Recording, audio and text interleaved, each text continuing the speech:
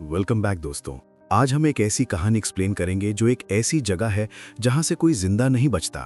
ये जगह किसी रहस्य से भरी थी, क्योंकि यहां से बाहर निकलने की कोशिश करने वाले इंसान को मौत की सजा दे दी जाती थी। 2014 में हुए एक एक्सीडेंट के बाद जब इस सीक्रेट एजेंट की आंख खुलती है तो वो खुद को सन 428 के एक अजीब से टाउन में पाता है। और सबसे हैरान कर देने वाली बात ये थी, उस टाउन के लोग अब भी यही मानते थे कि वे सन 2000 में जी रहे हैं, जबकि सच्चाई तो ये थी कि पिछले पूरे 2000 सालों से उन्हें बिना बताए एक डेंजरस सर्वाइवल प्लान का हिस्सा बनाकर रखा गया था, क्योंकि बाहर की असली दुनिया तो बहुत पहले, लगभग 2000 साल पहले ही खत्म हो चुकी थी। अब इसी टाउन के पास के घने जंगल में अचानक ईथन की आंख खुलती है। ईथन एक सीक्रेट सर्विस एजेंट था जो अपने पार्टनर के साथ एक टाउन में अपनी ऑर्गेनाइजेशन के 2 गायब हुए फेडरल एजेंट्स को ढूंढने के मिशन पर था। लेकिन एक्सीडेंट के बाद अब उसकी हालत बहुत खराब थी। उसके शरीर पर गहरे जख्म थे, कपड़े फटे हुए थे और उसके पास उसका कोई भी सामान नहीं था। किसी तरह खुद को संभालते हुए वो पास के टाउन की तरफ निकल पड़ता है। टाउन पहुंचने पर वहां के लोग ईथन को काफी अजीब नजरों से देखने लगते हैं, जैसे उन्होंने किसी बाहरी को पहली बार देखा हो। ईथन सीधा एक कैफे में चला जाता है, जहां काम करने वाली एक लड़की से बातचीत में उसे पता चलता है कि वो वेव पाइन नाम की जगह पर है। ईथन उससे कुछ और पूछ ही रहा होता है कि तभी कमजोरी के चलते बेहोश होकर जमीन पर गिर जाता है। होश आने पर ईथन खुद को एक हॉस्पिटल के अंदर पाता है, जहां सामने खड़ी होती है डॉक्टर पाम। पाम उसे बताती है कि उसकी कई हड्डियां टूट गई हैं और उसे कुछ समय तक आराम की जरूरत है।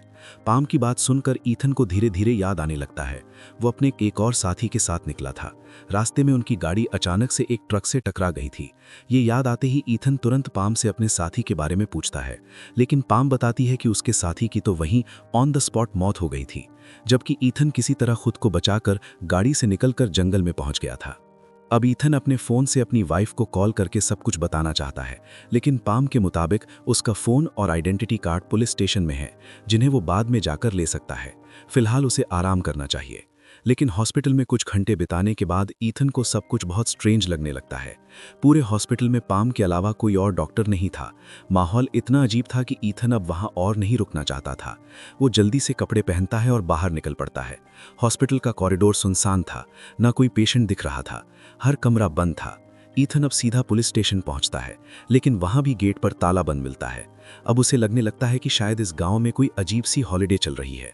थोड़ा आगे जाकर उसे एक बार दिखाई देती है, जहां वो फोन कॉल करने के इरादे से अंदर चला जाता है। बारटेंडर का नाम था बेवली।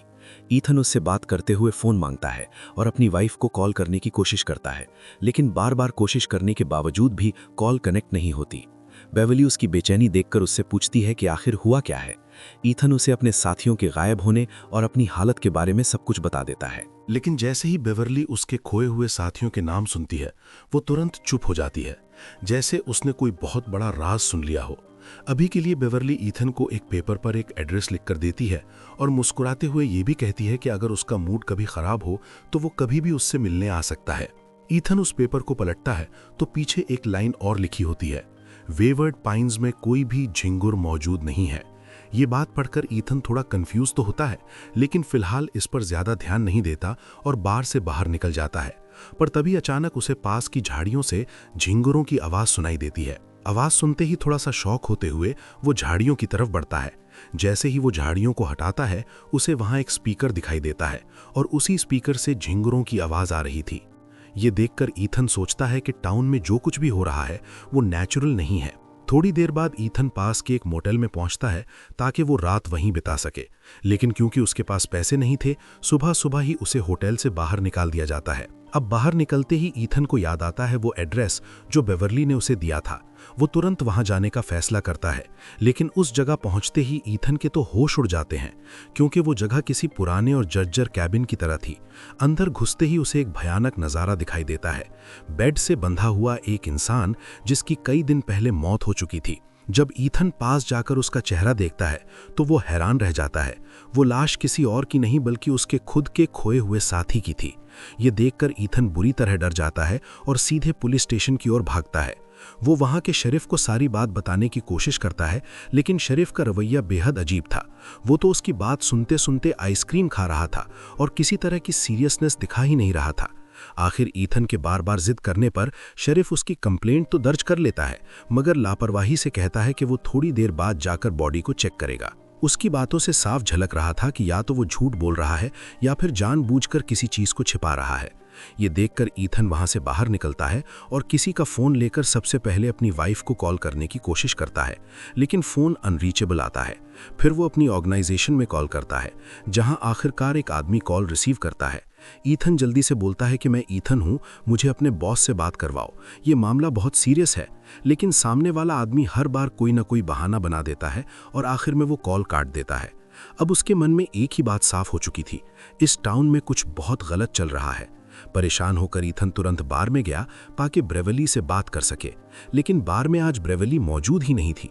ईथन ने वहां मौजूद बारटेंडर से ब्रेवली के बारे में पूछा तो उसने बताया कि ब्रेवली नाम की कोई औरत इस बार में काम ही नहीं करती। ईथन को यह सुनकर गुस्सा आ गया। उसने गुस्से में उस बंदे का कॉलर पकड़ लिया और उसे उल्टा सीधा सुनाने लगा, लेकिन तभी बंदा गुस्से में आकर ईथन के सर पर वार कर देता है। ईथन बेहोश हो जाता है और इस बार उसकी आंखें खुलती हैं तो वो फिर से हॉस्पिटल में था, लेकिन अब उसके हाथ पैर बांध कर रखे गए थे। तभी वहां एक साइकियाट्रिस्ट आता है और बताता है कि एक्सीडेंट की वजह से ईथन के दिमाग में एक बहुत ही खतरनाक ब्लड क्लॉट बन गया था। इसी वजह से वो अजीबोगरीब चीजें हेल्यूसिनेट कर रहा था। साइकियाट्रिस्ट उसे ये भी बताता है कि उसी ब्लड क्लॉट को रिमूव करने के लिए जल्दी ही सर्जरी करनी पड़ेगी, लेकिन ईथन के हिसाब से जो उसने देखा और महसूस किया था वो पूरी तरह से सच्चाई ही थी।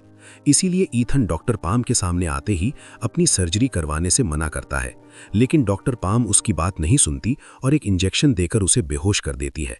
फिर सीधे ऑपरेशन रूम की तरफ ले जाती है। रास्ते में ईथन जैसे तैसे होश में आता है और महसूस करता है कि जो उसका स्ट्रेचर खींच रहा है वो कोई और नहीं बल्कि ब्रेवली थी। ब्रेवली हॉस्पिटल में ईथन की जान बचाने आई थी। ब्रेवली ने ईथन को होश में लाकर लिफ्ट में ले लिया ताकि वो हॉस्पिटल से बाहर जाकर नॉर्मली बात कर सके। इंजेक्शन के असर से ईथन को अभी भी चक्कर आ रहे थे, इसलिए सबसे पहले वो बाथरूम में छुप गए। बाहर की चीजें देखने के लिए ईथन ने जानबूझकर बाथरूम के कांच को तोड़ लिया था। तभी डॉक्टर पाम बाथरूम के बाहर आ पहुंचती हैं। ईथन तुरंत डॉक्टर पाम पर अटैक करता है और ब्रेवली के साथ वहां से भाग जाता है। खाली घर में पहुंचकर ब्रेवली ईथन से बात करती है और बताती है कि वो कई सालों से इसी टाउन में फंसी हुई थी और सन 1999 में टाउन में आई थी। ये सुनकर ईथन का दिमाग काम करना बंद कर देता है, क्योंकि अब उसका कैलकुलेशन और एज बिल्कुल मेल नहीं खा रहे थे। ब्रेवली आगे बताती है कि जिस एजेंट की डेड बॉडी ईथन ने ढूंढी थी उसे असल में शेरिफ ने मारा था। इस टाउन में कुछ नियम थे कि कोई भी यहां से भागने की कोशिश नहीं करेगा। ये सुनकर ईथन और ज्यादा डर जाता है, लेकिन दवाई के असर की वजह से वो बेहोश हो जाता है और अगली सुबह जब उसकी आंख खुलती है तब ब्रेवली वहां से चली गई होती है। ईथन टाउन में वापस जाता है और इस बार सब कुछ नॉर्मल लग रहा था।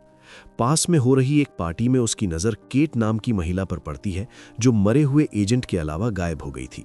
लेकिन सबसे चौंकाने वाली बात यह थी कि केट अपनी उम्र से काफी बड़ी लग रही थी। ईथन तुरंत अप्रोच नहीं करता और पार्टी खत्म होने तक इंतजार करता है। जैसे ही केट अपने पार्टनर के साथ जाने लगती है, ईथन उसका पीछा करता हुआ उसके घर तक पहुंच जाता है। रास्ते में उसके दिमाग में बस यही बात चल रही थी कि केट इतनी ज्यादा बदल कैसे गई, क्योंकि 1 महीने पहले तक ही उनका एक्स्ट्रा मैरिटल अफेयर चल रहा था और तब केट बिल्कुल अलग थी। ईथन हिम्मत करके केट के घर की डोरबेल बजाता है और उससे बात करने की कोशिश करता है। शुरू में केट अपने पति के सामने ऐसे दिखावा करती है जैसे कि वो ईथन को जानती ही नहीं। थोड़ी देर में वो अपने पति को किसी काम के बहाने से अंदर भेज देती है और ईथन को बताती है कि पूरे टाउन में हर जगह सीसीटीवी कैमरा लगे हुए थे और 24 घंटे उनकी हर मूवमेंट पर नजर रखी जा रही थी। इसीलिए केट ने ईथन से कहा कि वो अभी बहुत ज्यादा सावधान रहे। मगर ईथन का मन अभी भी ये जानने में लगा था कि केट इतने समय में इतनी बदल क्यों गई। केट के हिसाब से वो पिछले 12 साल से इस टाउन में थी, जबकि ईथन की जानकारी के अनुसार केट बस 1 महीने पहले गायब हुई थी। ये सोचकर ही ईथन का दिमाग दंग रह गया। केट ने आगे किसी भी सवाल का जवाब देने से साफ मना कर दिया और हंसते हुए ईथन को वहां से जाने को कहती है ताकि कोई भी उनके ऊपर शक ना करे। केट की बातें सुनने के बाद ईथन जल्दी से जल्दी इस अजीब टाउन से बाहर निकलना चाहता था। उसने थोड़ी दूर जाकर पास खड़ी एक गाड़ी का शीशा तोड़ दिया और किसी तरह से गाड़ी को रोड पर भगाते हुए टाउन से बाहर निकलने की कोशिश की। कुछ ही देर में ईथन टाउन के एंट्री बोर्ड के पास पहुंचा और उसे लगा कि शायद अब वो टाउन पीछे छूट जाएगा। मगर कई घंटों तक लगातार ड्राइव करने के बावजूद अचानक वही बोर्ड सामने आ गया जो उसने पहले भी देखा था। ये देखकर ईथन समझ गया कि रोड के रास्ते से वो टाउन से बाहर नहीं जा सकता। तुरंत ही उसने गाड़ी से नीचे उतरकर जंगल में भागने का फैसला किया। जंगल के बीच में आने वाली हर चीज को ध्यान से पार करते हुए वो जंगल के अंतिम हिस्से तक पहुंचा। वहां एक बहुत बड़ी दीवार खड़ी थी जो पूरे टाउन को चारों तरफ से घेर रही थी। दीवारों के ऊपर हाई वोल्टेज वायर्स लगे थे ताकि कोई भी भागने की कोशिश करे तो करंट लगने पर उसकी मौत हो जाए। ईथन ने फिर से गाड़ी में बैठने का फैसला किया। तभी अचानक टाउन का शरीफ आ गया और ईथन को गाड़ी चुराने के जुर्म में पकड़ लिया। ईथन बार बार समझाने की कोशिश करता रहा कि वो एक सीक्रेट सर्विस एजेंट है, लेकिन शरीफ ने उसकी बातों को बिल्कुल नहीं माना। इसके बाद शरीफ ने ईथन को कुछ दिनों के लिए हाउस अरेस्ट पे डाल दिया। ईथन को अब ना चाहते हुए भी एक पुराने सड़े हुए होटल में रहना पड़ा। ईथन ने तय किया कि सबसे पहले वो इस टाउन के बारे में सारी जानकारी जुटाएगा। बाद में उसे पता चला कि टाउन में इंटरनेट की सुविधा उपलब्ध नहीं थी। ईथन फिर उसी टूटी हुई कैबिन में गया जहां उसके साथी की डेड बॉडी पड़ी थी। अभी भी उसकी साथी की बॉडी वहीं सड़ी हालत में पड़ी हुई थी। तभी उसकी नज़र साथी के पैर पर पड़ी और उसने देखा कि वहां एक छोटी सी बुकलेट छुपी हुई थी।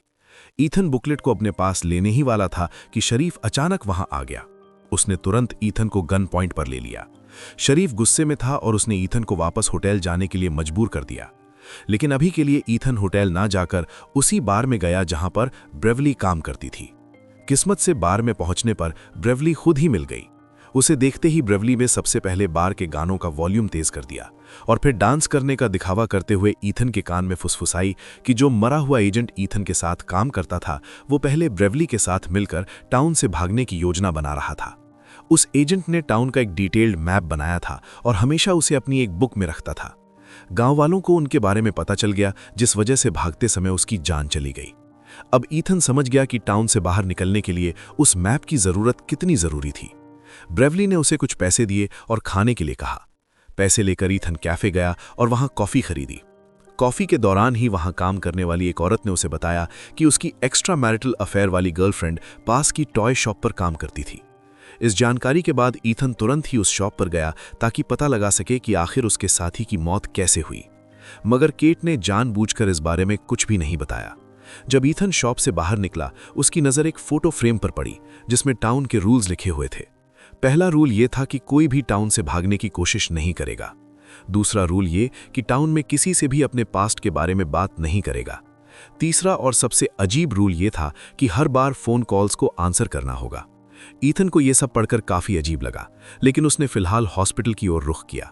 वहां भीड़ ना होने की वजह से वो जल्दी ही मुर्दा घर तक पहुंच गया, जहां मरे हुए लोगों का सामान रखा जाता था। उसने तुरंत वो बुकलेट अपने पास रख लिया और ब्रेवली के साथ जंगल की ओर निकल गया। वहां दोनों ने टाउन के मैप को देखकर निकलने का प्लान तैयार किया। प्लान को एग्जीक्यूट करने से पहले दोनों के शरीर से ट्रैकर निकालना जरूरी है, क्योंकि इस टाउन में हर व्यक्ति के अंदर ट्रैकर लगाया गया था जो उनकी एक्टिविटी और लोकेशन को ट्रैक करता था। मगर ब्रेवली की मदद से वो ट्रैकर निकालने में सफल रहा। ब्रेवली ने यह भी बताया कि यदि कोई रूल तोड़ता तो उसे बहुत खतरनाक सजा दी जाती, और ईथन का मरा हुआ साथी भी उसी सजा का शिकार हुआ था। ईथन ने तय कर लिया कि वो किसी भी सजा को झेलकर भी बाहर निकलने की कोशिश करेगा। इसके बाद वो टाउन में वापस प्लान को पूरी तरह तैयार करने चले जाते हैं। रास्ते में ब्रेवली और ईथन की मुलाकात केट और उसके पति हेरोल्ड से हो गई। केट ने ईथन से बात करते हुए उसे ब्रेवली के साथ अगले दिन शाम के डिनर के लिए अपने घर इनवाइट किया। ईथन ने थोड़ी सोच विचार के बाद तुरंत हाँ कर दी। ब्रेवली को यह थोड़ा अजीब लग रहा था, मगर फिलहाल उसने कुछ नहीं कहा। ईथन वापस अपने होटल गया और मैप को देखकर टाउन से भागने की योजना बनाने लगा। तभी उसने मैप में देखा कि एक पेड़ के ऊपर कुछ निशान बने हुए हैं। इसका मतलब ये साफ था, उसके मरे हुए साथी ने वहां कोई जरूरी सामान छुपाया था। अगले दिन सबसे पहले ईथन ने अपनी ट्रैकर चिप होटल के बेड पर रख दी और जंगल की ओर चल पड़ा। वो पेड़ के पास पहुंचकर ऊपर चढ़ गया और सामान निकालने लगा। इसी बीच उसे पास से गोलियों की आवाज सुनाई दी। पेड़ के ऊपर से ईथन ने शरीफ को देखा जो किसी चीज पर लगातार फायरिंग कर रहा था। ईथन ने फिलहाल उस पर ध्यान नहीं दिया और अपने काम को पूरा कर लिया। जंगल पार करके वापस गांव पहुंचते ही ईथन शाम के समय ब्रेवली के साथ केट के घर की ओर बढ़ा। शुरू में ब्रेवली थोड़ी हिचकिचाई, मगर ईथन ने समझाया कि आज रात ही उनका टाउन से निकलने का समय है और प्लान तैयार है। इसे ब्रेवली भी मान गई और साथ में घर पहुंच गई। डिनर के दौरान थोड़ी देर ईथन ने केट से बातें की और फिर वॉशरूम जाने का बहाना बनाया। वॉशरूम में जाकर सबसे पहले उसने चेक किया कि कहीं कोई सीसीटीवी कैमरा तो नहीं है। पूरी तरह सुनिश्चित होने के बाद उसने अपना ट्रैकिंग डिवाइस वहीं रख दिया। इस बीच ब्रेवली केट और हेरोल्ड से बातें कर रही थी। जानबूझकर उसने अपनी बेटी का जिक्र किया, जिससे ये साबित होता था कि वो टाउन आने के बाद से अपनी बेटी से नहीं मिल पाई थी। पास्ट के बारे में बात करने के कारण उसने टाउन का एक रूल तोड़ दिया, मगर उसने खुद को परेशान होने का बहाना बनाकर बाथरूम की ओर चली गई। काफी समय तक ब्रेवली बाहर ना आने पर केट और हेरोल्ड को उनके भागने की योजना समझ में आ गई। इसी दौरान ब्रेवली और ईथन घर के बाहर निकल चुके थे। ईथन ने शुरुआत में ब्रेवली को समझाया कि उसके मरे हुए दोस्त के पैकेज की मदद से ही उन्हें टाउन से बाहर जाने के कुछ क्लूज मिले हैं। अचानक आसपास के सभी घरों की लाइट जल गई और घरों में मौजूद फोन बजने लगे। इसके तुरंत बाद हर घर से लोग हथियार लेकर बाहर आ गए और ईथन और ब्रेवली का पीछा करने लगे। अब सवाल ये था कि क्या वे दोनों टाउन का ये रहस्य पूरी तरह से जान पाएंगे? क्या वे टाउन से बाहर निकल पाएंगे? और उससे पहले क्या गांव वाले उन्हें मार देंगे या नहीं? जानने के लिए लाइक और सब्सक्राइब जरूर करें और नेक्स्ट पार्ट के लिए कम से कम 50 कमेंट करवा दें। अगले डेडली कहानी।